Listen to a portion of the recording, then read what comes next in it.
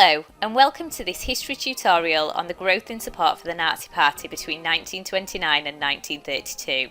This is for Edexcel GCSE Weimar and Nazi Germany. Today we will cover the reasons for the growth in support for the Nazi Party, including deteriorating reputation of the government, the appeal of Hitler and the Nazis, the role of the SA and the use of propaganda, as well as how the Nazi Party successfully appealed to specific groups in society and across the classes. By 1929, many Germans were fed up with the Weimar Republic. They thought its government was weak, that it was bullied by other nations, and that it failed to solve Germany's economic problems. The impact of the Wall Street crash and the rise in unemployment had not been effectively dealt with. They saw Hitler and the Nazis as an alternative. In Hitler, they saw a strong leader who promised to restore law and order and force other countries to abolish the Treaty of Versailles. As life became harder and moderate parties continued to fail, people abandoned the moderates and switched to extremist parties such as the Nazis. In May 1928, the Nazi Party held only 12 seats in the Reichstag. By September 1930, this had risen to 107, and by July 1932, they had 230 seats in the Reichstag. A key reason for this huge growth in support was Hitler's popularity. He featured in many Nazi posters and spoke in as many parts of the country as possible. He also took advantage of new approaches to election campaigning. For example, he used aeroplanes in the campaigns for the 1930 and 1932 elections. The Nazis also had support from wealthy businessmen, and they provided him with vital funding for the costs of running an election campaign, such as posters, radio broadcasts, and aeroplanes. Another reason why support for the Nazi Party grew was the SA, the Nazi Party's own private militia. The uniformed SA made the Nazis seem organised, disciplined, and reliable. They were used to disrupt opposition groups like the Communists, and were much stronger than the other private armies. By 1930, the SA had 400,000 men, in contrast to the KDP's Red Front fighters, who numbered only 130,000.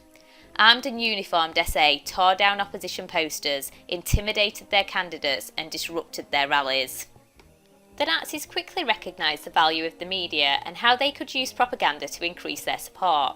From the early days of the party, they used aggressive advertising to promote Nazi ideology. From 1930, Joseph Goebbels was the Nazi Party's head of propaganda and was in charge of enlightening the German public. Goebbels was vital to the Nazis. He made sure Nazi messages were clean, simple, and easily remembered. He used a range of methods to ensure the Nazi message was heard everywhere and repeated as often as possible. He was key to getting Hitler recognised above other candidates when it came to the 1932 elections. He developed close links with the newspaper owners so that they would print the party message and attack Chancellor Brüning in Hitler's favour. Goebbels used a variety of methods to get the Nazi Party message across. Films were used to show Hitler in a positive light as often as possible. The Nazis commissioned several films, each carefully portraying a certain image. However, one of the most popular methods was posters, as they were cheap, easy to distribute, and could be placed in prominent positions, acting as a constant reminder of Nazi ideology. As well as posters, Hitler's speeches were one of the best tools to ensure the message was spread. Hitler is considered to be one of the greatest public speakers of all time, and radios were one of the best ways to ensure the Nazi message was spread across Germany. By the 1930s, the Nazis owned 120 daily or weekly newspapers that were read by thousands of people across Germany. Through such newspapers, voters were indoctrinated in Nazi values, and this, in combination with censorship, ensured that the news people read was what the Nazis wanted them to.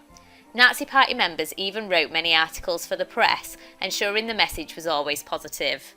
All this enabled the Nazi Party to appeal to wide sections of German society. The working classes had suffered from mass unemployment during the Great Depression, and even those who were lucky enough to have a job were on extremely low wages.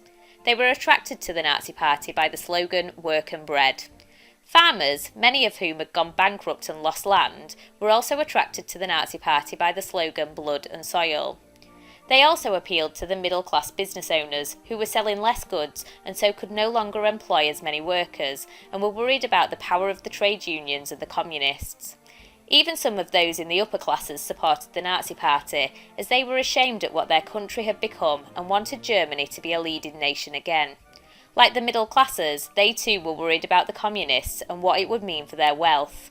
Finally, women also supported the Nazi Party in large numbers as they wanted a return to a traditional life. Many did not agree with the new freedoms the Weimar government had given them. In summary, the growth in support for the Nazi Party was significant between 29 and 32 for a number of reasons. Many people in Germany thought the government of the Weimar Republic was weak and believed it had failed to solve Germany's economic problems. Hitler and the Nazi Party were seen as an alternative. In Hitler, they saw a strong leader who promised to restore law and order and force other countries to abolish the Treaty of Versailles. The Nazi Party gained support across society. They were not a party for one class only. To get further help, visit history.outwood.com, see your teacher in school, or check out quiz.outwood.com for those sweet revision quizzes. You can also follow the Humanities team on Twitter at OGATHumanities.